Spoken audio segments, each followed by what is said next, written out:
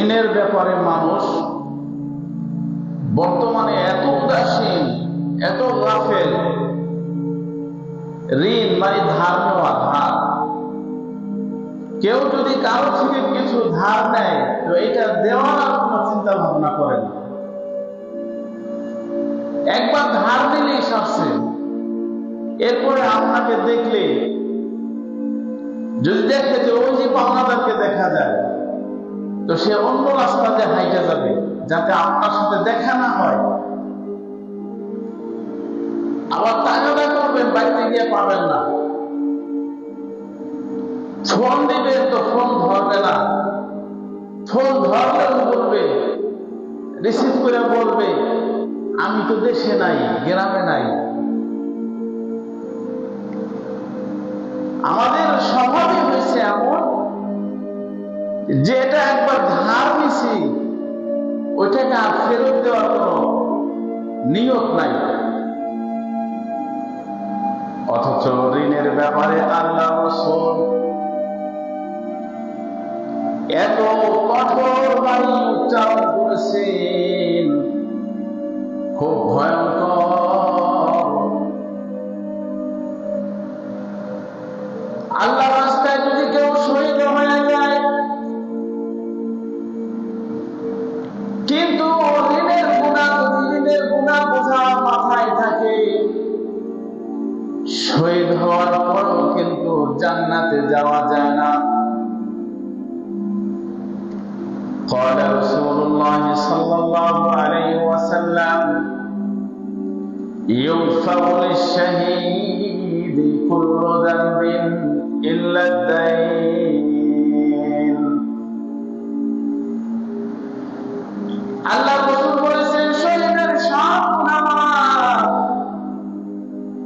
যেহেতু আল্লাহর রাস্তায় জিহাদ করছে, বিরাট বড় ফজিলত অর্জন করছে, শহীদের সমস্ত গুনাহ মাফ হয়ে যায়। কিন্তু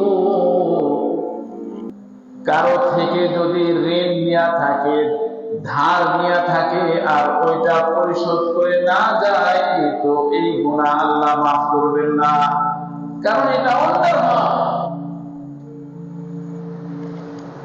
আল্লাহ রাসূল সাল্লাল্লাহু আলাইহি ওয়াসাল্লাম সাহাবাদের মজলিসে বসা,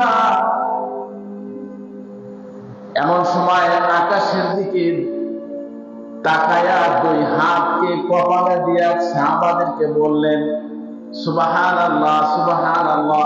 হায় হায়, কি কঠিন বাণী অবতীর্ণ হয়েছে, কি কঠিন বিধান অবতীর্ণ হয়েছে। সাহাবা আজমাইন কিছুই বললেন না। সকালবেলায় সাহাবা আজমাইন বলেন আমরা তো খারাপ কিছু দেখলাম না, আমাদের শুধু খায়েরই হয়েছে, কল্যাণ আর কল্যাণ। তো কি কঠিন বিধান নাযিল হয়েছে। সাহাবা আজমাইন রাসূল কারীম সাল্লাল্লাহু আলাইহি ওয়াসাল্লামের কাছে জানতে চায় মাশাদিদুল্লাযী নাযালা, ইয়া রাসূলুল্লাহ কি এমন কঠিন বিধান অবতীর্ণ হয়েছে। আল্লাহ রাসূল বলেন ক্বালা ফিদাইন, দাইনের সম্পর্কে, ঋণের ব্যাপারে খুব কঠিন বিধান নাযিল হয়েছে। আল্লাহ রাসূল কসম করে বলেন ওয়াল্লাযী নাফসু মুহাম্মাদ বিয়াদিহি, ওই জাত সত্তার কসম করে বলতেছি যার হাতে মুহাম্মাদের প্রাণ, লাউ আন্না রাজুলান ক্বাতালা ফি সাবিলিল্লাহ সুম্মা আশা সুম্মা ক্বাতালা ফি সাবিলিল্লাহ সুম্মা আশা, যদি কোনো ব্যক্তি আল্লাহর রাস্তায় শহীদ হয়ে যায়, এরপর আবার পুনরায় জীবিত হয়, সুম্মা ক্বাতালা, এরপর আবার শহীদ হয়, আবার পুনরায় জীবিত হয়,